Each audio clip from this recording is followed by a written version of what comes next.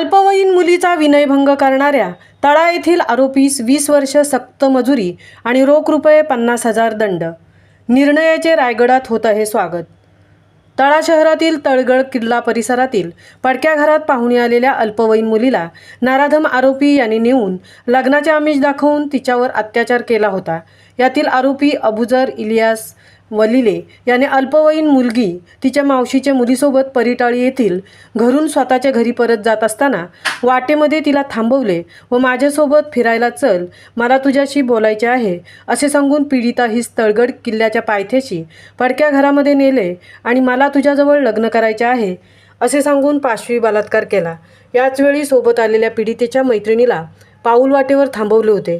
सदर गुन्ह्याची तक्रार ही तळा पोलीस ठाणे येथे दिनांक 1/2022 रोजी दाखल करून आरोपी अबुजर इलियास वलिले याच्या विरुद्ध भारतीय दंडविधान कलम 376(1)(2) आय सह पोक्सो 468 अन्वये तळा पोलीस ठाणे येथे गुन्ह्याची नोंद करण्यात आली.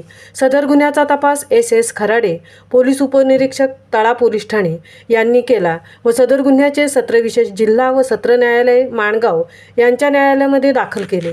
याची सुनावणी माननीय विशेष न्यायाधीश पौळसाहेब माणगाव रायगड येथे झाली व सदर गुन्ह्यात फिर्यादीची मैत्रीण तसेच वैद्यकीय अधिकारी यांची साक्षही महत्त्वाची ठरली. खटल्यामध्ये श्री योगेश तेंडुलकर अतिरिक्त शासकीय अभियोक्ता यांनी सरकारी पक्षाच्या वतीने काम पाहिले व कोर्टासमोर प्रभावीपणे युक्तिवाद करून महत्त्वाचे न्यायनिर्णय दाखल केले.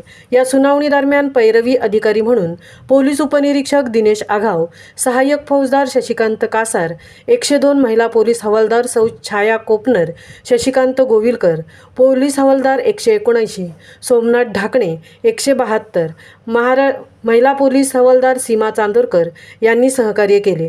तसेच माननीय विशेष सत्र न्यायाधीश पौळसाहेब यांनी सदर घटनेतील गुन्ह्याच्या शाबितीनंतर आरोपी अबुजर वलिले यास दोषी ठरवून दिनांक 8/8/2024 रोजी भारतीय दंडविधान संहिता कलम 376(2) आय 468 अन्वये 20 वर्ष सक्त मजुरी रुपये 50,000 दंडाची शिक्षा ठोठावली.